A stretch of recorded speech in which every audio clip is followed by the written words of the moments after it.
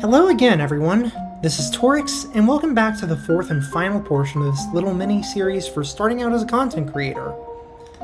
This time around, I'll be going over a few of the various things that have happened to me throughout the course of my experimentation, and what I've seen as a result of simply trying to start out. Though I have only been at this for a couple of months, and haven't come anywhere close to seeing everything or doing what I'd like to do, I do think that I've gotten a fair bit of experience that could be useful for anyone starting out. This video is going to cover probably a fair bit more eclectic topics than the previous three, because it's really just where I'm putting all of my miscellaneous info and all that. But I figure some of it might be useful to somebody, so here we go. First and foremost, success is not going to come immediately more often than not. This is especially true if you aren't editing your videos or putting much additional effort into them, or if you're streaming a topic that isn't the most popular or novel thing. As you can see, when I was starting out, I was lucky to get over a dozen views on something, and it wasn't until YouTube finally started pushing my content with this that it wasn't really a complete flop. Chasing trends in new games can work, but I will say that choosing whatever you're happy to start out with, such as the Minecraft content for myself, so long as it has at least a bit of an audience to gather, is probably for the best for both your enjoyment and for your success. When you're first starting out, low engagement reviews on your videos are completely usual, and not getting off the ground immediately is perfectly acceptable. Don't be discouraged by the fact that your videos on YouTube aren't getting any likes or comments. I'm still not getting any. And the fact that you're getting lower viewer counts on Twitch isn't a big deal. You'll get there someday, so long as you keep at it, so consistency is important.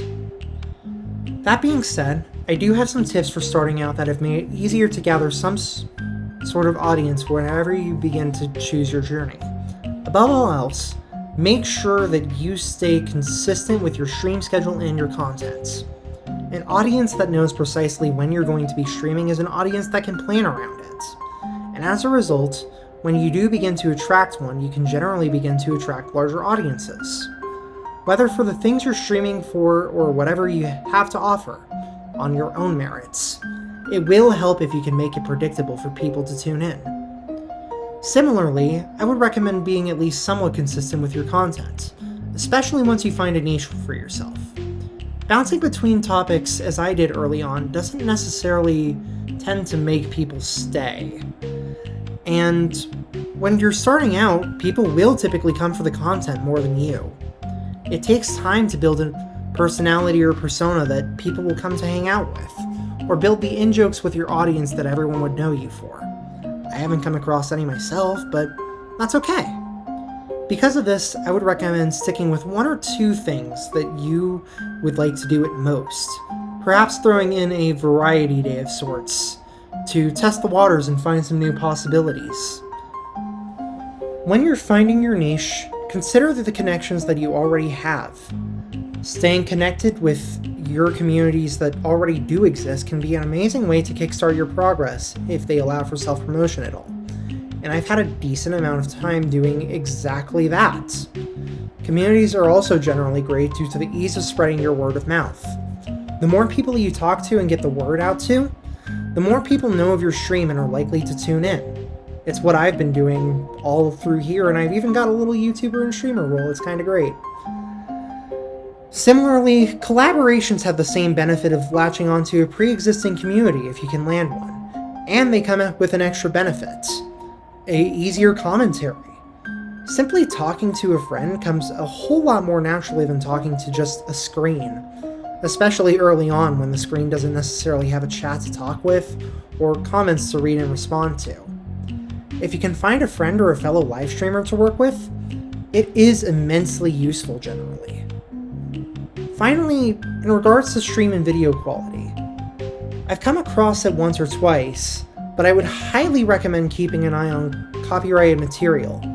Although it's unlikely to have an impact while you're streaming for various videos or smaller streams, Using copyrighted music in the backgrounds for said streams has gotten several portions of them muted automatically by Twitch.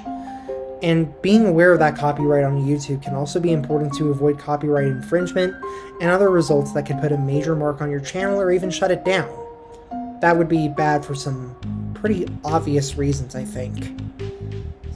Similarly, although this is much less of a big deal compared to copyright, I would also recommend allowing your videos to process up to at least a semi-decent quality on YouTube before making them public. Nobody really wants to watch a video at a low quality, and letting it process to at least 720p would be pretty recommended.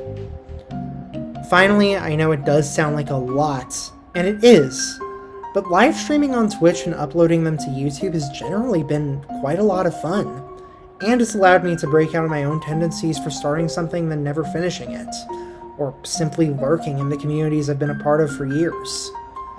Through the process, I've managed to make friends and gain opportunities that I never otherwise had.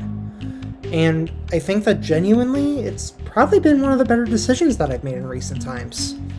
It's also been genuinely exciting trying to decipher when things happen, like YouTube recommending my channel out of nowhere, or getting your first raid on Twitch. And it's been fun seeing my slow growth bit by bit. So, yeah, that's my piece on all of this. Thank you all for watching. And I hope that at least a little bit of this information that I've covered has helped you to get a better understanding and grasp of what to do to get yourself started on your own trip out there into the wilds. Take care out there, and if you have any questions, feel free to ask in the comments section below.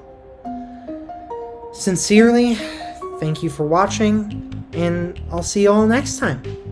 Have a great rest of whatever time of day it is. See you then.